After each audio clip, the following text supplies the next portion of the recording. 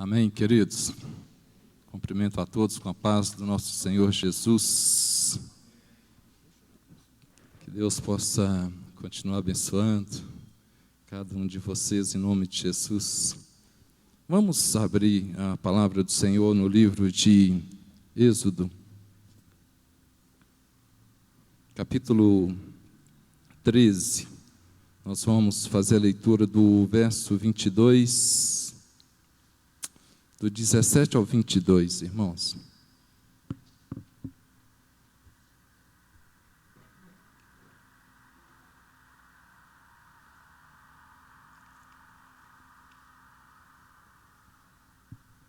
Êxodo, capítulo 13, do verso 17 ao 22.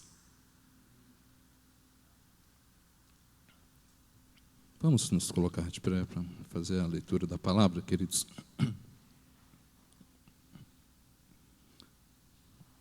A travessia do mar. Quando o faraó deixou ir o povo, Deus não os levou pelo caminho da terra dos filisteus. Ainda que este fosse o caminho mais curto, pois Deus disse, para que o povo não se arrependa, vendo a guerra e volte ao Egito. Assim Deus fez o povo rodear pelo caminho do deserto, perto do mar vermelho. Os filhos de Israel subiram da terra do Egito, armados para a batalha. Levou Moisés os ossos de José consigo, porque havia este solenemente ajuramentado os filhos de Israel, dizendo: certamente Deus vos visitará. E então fazei subir daqui os meus ossos convosco. Assim partiram de Sucote e acamparam em Etã, à entrada do deserto.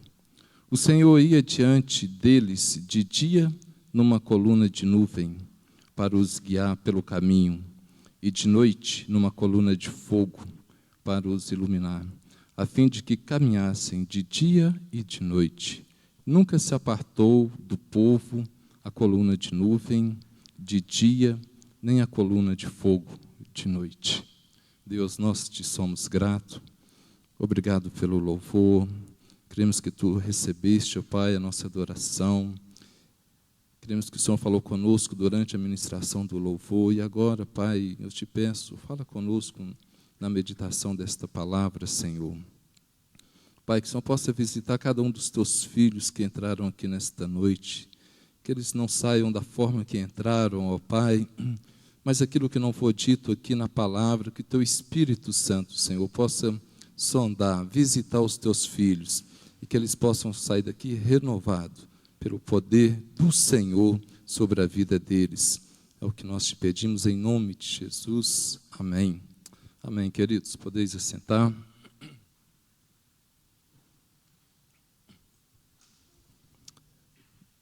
Antes de nós meditarmos na palavra, deixa eu fazer uma pergunta. Tem alguma senhora aqui que vai no Renovo esse final de semana? Amém. Amém. Glória a Deus. Essa semana, as últimas semanas têm sido preparado para que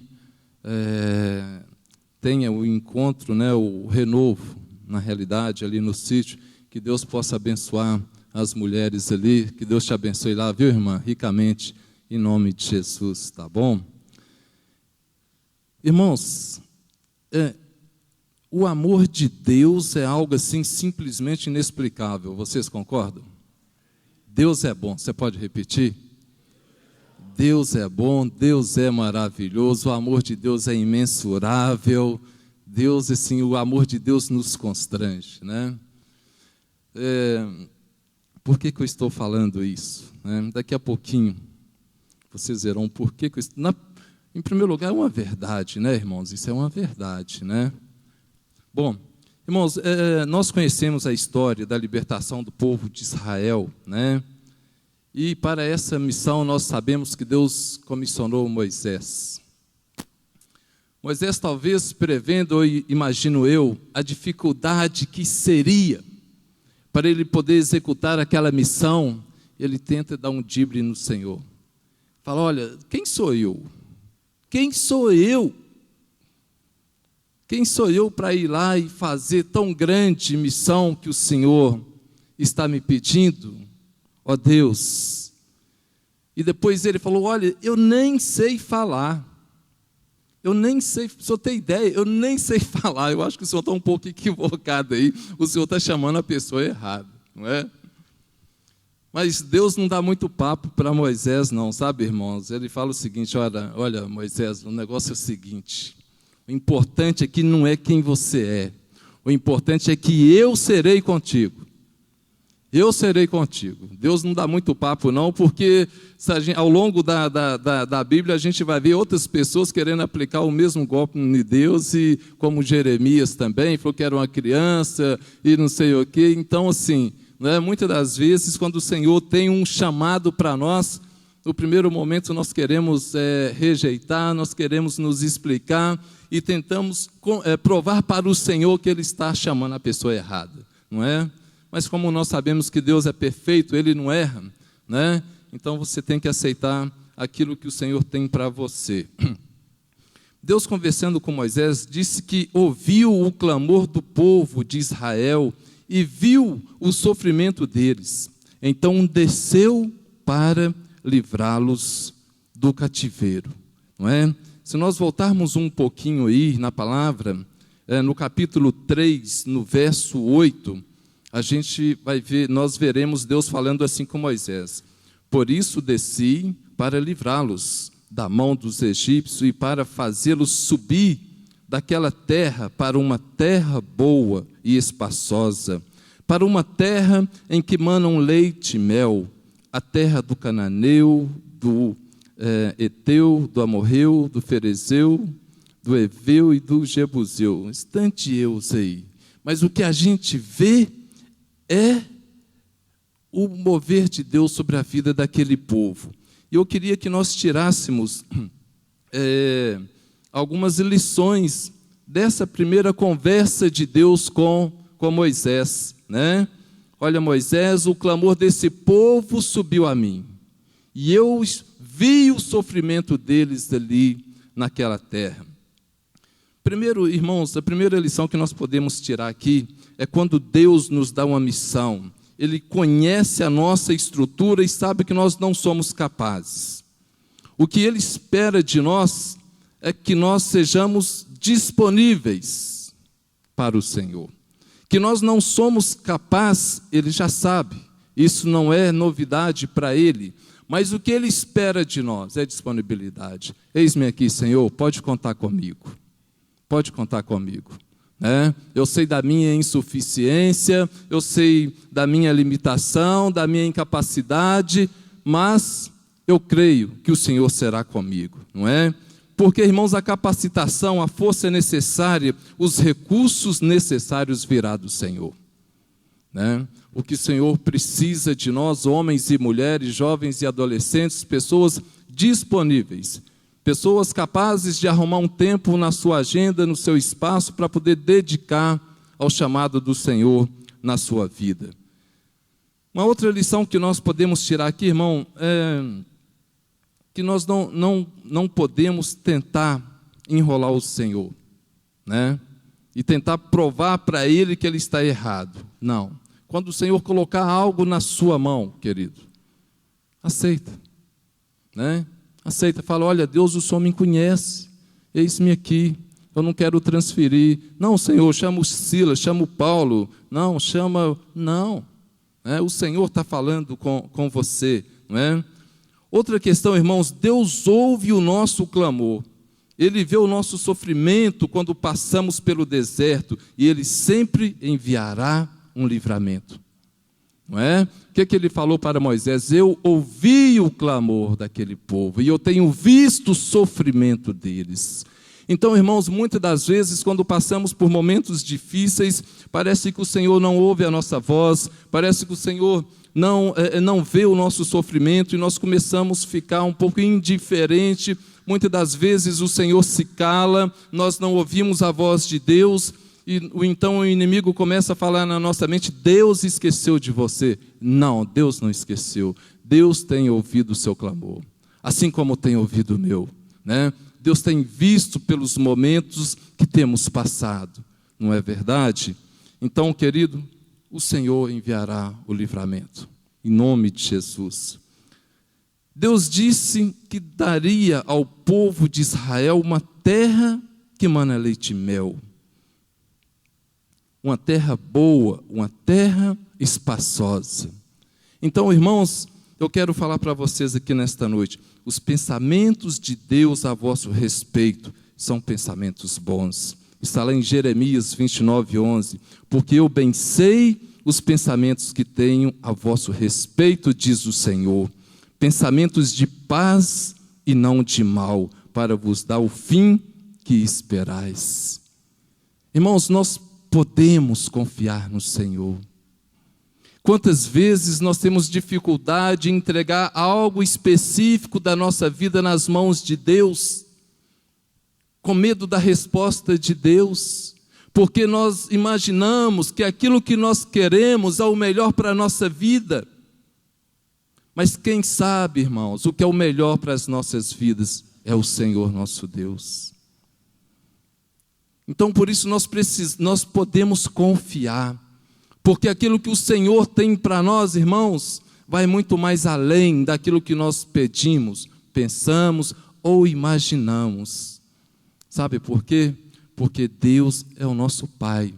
E qual o pai que é algo ruim para o seu filho? Qual o pai que é algo ruim para o seu filho? Não é? Então, se você, nesta noite, esteja relutando com algo para entregar ao Senhor, deixa eu te falar, entrega. Submete à vontade do Senhor. Prostra diante do Senhor, fala, olha, Senhor, que seja feito a tua vontade na minha vida, porque eu sei que a tua vontade ela é boa, ela é agradável e ela é perfeita. Irmãos, quando Moisés ele procura Faraó e pede para libertar o povo de Israel, ele fala o seguinte, eu não conheço o Senhor, o Deus de Israel, não conheço. E nem tão pouco eu vou libertar o povo, nem tão pouco, não é? O que Faraó não sabia, irmãos, é que Moisés não estava ali pela sua própria vontade, né? O que ele não sabia é que Moisés estava ali com o respaldo, com a autoridade de Deus, né? Representando Deus, não é?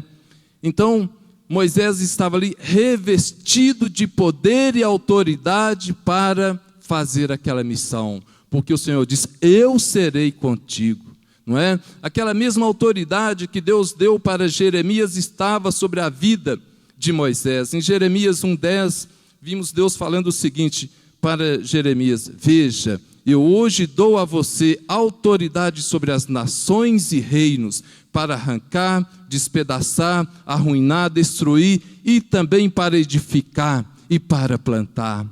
Irmãos, quando Deus nos chama, quando Deus tem um chamado, uma missão para as nossas vidas, Ele te dá autoridade, Ele te reveste de autoridade. Amém, queridos? Ele reveste nós de autoridade, e as coisas acontecerão não porque eu sou bom, não porque nós somos bons ou falamos bem, não, queridos, porque a autoridade do Senhor está sobre as nossas vidas. Então, irmãos, eu fico imaginando quando... Perdão, irmãos, eu não desliguei o telefone e está chamando aqui.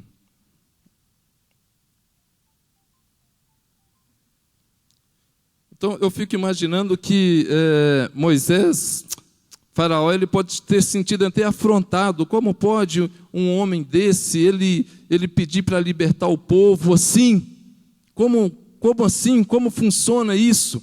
Não é? Ele não sabia que Deus estava ali por trás. E depois das 10 pragas que Deus enviou sobre o Egito, finalizando com a passagem do anjo da morte sobre todos os lares dos egípcios, o povo de Israel sai, ainda levando consigo joias de ouro e prata. Um grande milagre de Deus na vida daquele povo. depois de 400 anos, vivendo como escravo, agora sai do Egito, não é? Mas, na realidade, irmãos, aquele povo seria colocado à prova no deserto. E aí sim, eles iriam revelar o quão difícil eles eram. É aqui que eu quis falar com vocês, irmãos, que o amor de Deus, ele é maravilhoso, Deus é tremendo, o amor dele nos constrange, porque todo esse combate de Deus com Faraó para livrar um povo que iria murmurar, que iria lamentar, que estaria desejando retornar o tempo todo para o Egito. Que povo difícil é esse? Nós conhecemos a história. Quantas vezes eles paravam para lamentar, para murmurar. Irmãos, e aqui eu quero fazer uma leitura para mim. Eu sei também que eu não sou uma pessoa muito fácil, irmãos. A dona Miriam que sabe. Né? Tenho minhas dificuldades, não é? Tenho os meus problemas. O Senhor tem trabalhado como uma pedra bruta que o Senhor vai lapidando, vai trabalhando. Irmãos, mas que povo difícil. Só quando eu olho para eles, irmãos, e eu digo isso é como um espelho que reflete em mim. E então eu começo a ver que tudo aquilo que eles fizeram, eu também ainda faço. E eu preciso então permitir que o Senhor trabalhe na minha vida.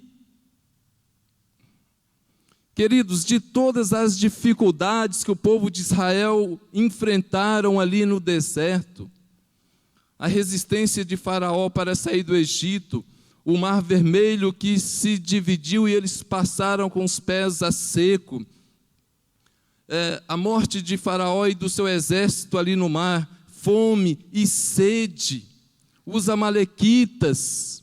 Irmãos, de todas essas dificuldades, de todos esses inimigos cruéis no deserto, para mim, os piores inimigos que eles enfrentaram estavam dentro deles. Estavam dentro deles. Porque quando o Faraó aproximou, diz a palavra, que Deus se colocou entre o povo de Israel e o exército de Faraó. Quando eles guerreavam com os amalequitas, a presença de Deus era tão forte sobre a pessoa de Moisés, que bastava ele estender as mãos para que o povo de Israel prevalecesse na guerra. Abaixando ele a mão, Israel perdia. Então Arão e Ur seguraram as mãos de Moisés erguida. Tanta unção, tanto poder de Deus sobre a vida de Moisés. Irmãos, mas no deserto é onde o Senhor nos prova. É no deserto que o Senhor quer trabalhar em nossas vidas. É no deserto que o Senhor quer colocar para fora os gigantes que precisam ser tratados em nossas vidas. Trabalhei numa siderúrgica há muitos anos com o Zé Ricardo, né, Zé Ricardo? Zé Ricardo é expert em fazer guza, viu, irmãos? Não é? Trabalhamos ali muitos anos e eu ficava reparando ali quando o José Ricardo estava ali com a equipe vazando guza ali no alto forno, não é? E chega em um determinado lugar que a escória é separada do guza, né? Do ferro líquido, precioso, metal ali, não é? Para um lado vai o ferro puro, limpo, para o outro lado vai a escória. Irmãos, é no deserto que o Senhor nos prova. É no deserto.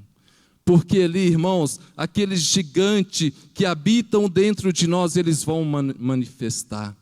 Aquele povo começou a murmurar. E murmurar, irmãos, é queixar-se de tudo, é criticar, é desacreditar as pessoas, é apontar falha, é conceber mau juízo, é defamar. Aquela terra que Deus disse, terra boa e espaçosa, que mana leite e mel, foi uma terra defamada por aqueles espias ali de Israel. Todas as vezes, irmãos, que o povo murmurava contra Moisés, eles estavam murmurando contra o próprio Deus. O murmurador nunca está satisfeito com nada. Há sempre um espírito de insatisfação.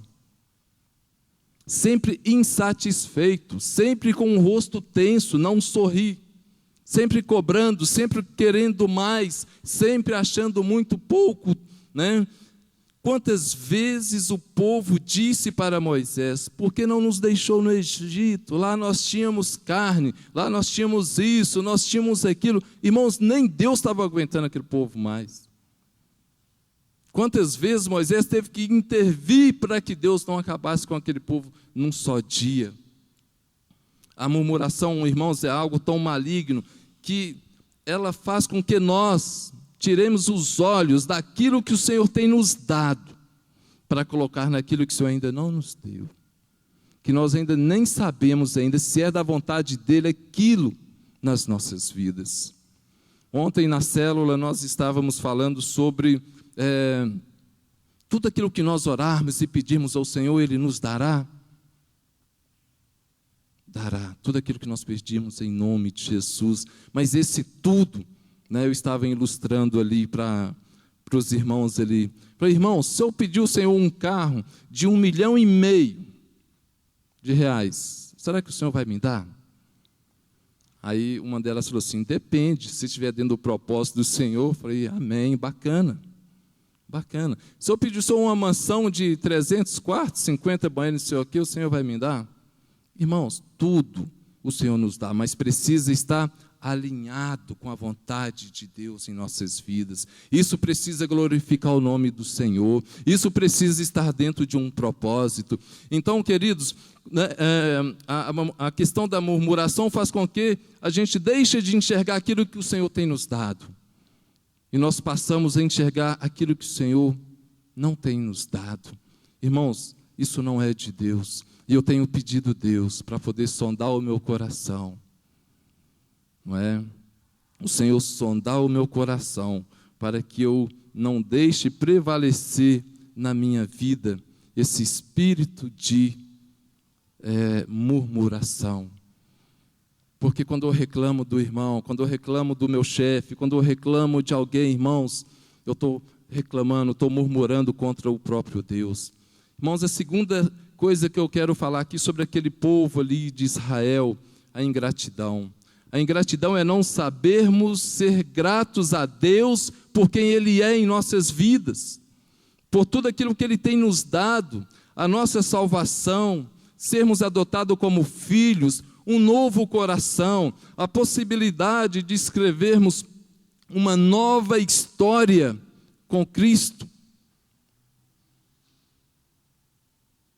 Não agradecemos nada. E grandes coisas, irmãos, o Senhor tem feito por nós. Eu tenho certeza que cada um de vocês aqui poderia relacionar tanta coisa que o Senhor tem feito na vida de vocês. Assim como eu posso dizer, grandes coisas o Senhor tem feito na minha vida. Salmo 103, o salmista disse: Ele é quem perdoa os teus pecados e cura todas as tuas enfermidades. Né? Ele começa falando: bendiz a minha alma. E não esqueça de nenhum dos teus benefícios, de nenhum. É Ele que sacia de bens, né, a tua existência. Bendiz a minha alma ao Senhor, e tudo que há em mim, bendiga o teu santo nome. Irmãos, quantas coisas nós temos, né? Não te esqueça de nenhum dos teus benefícios.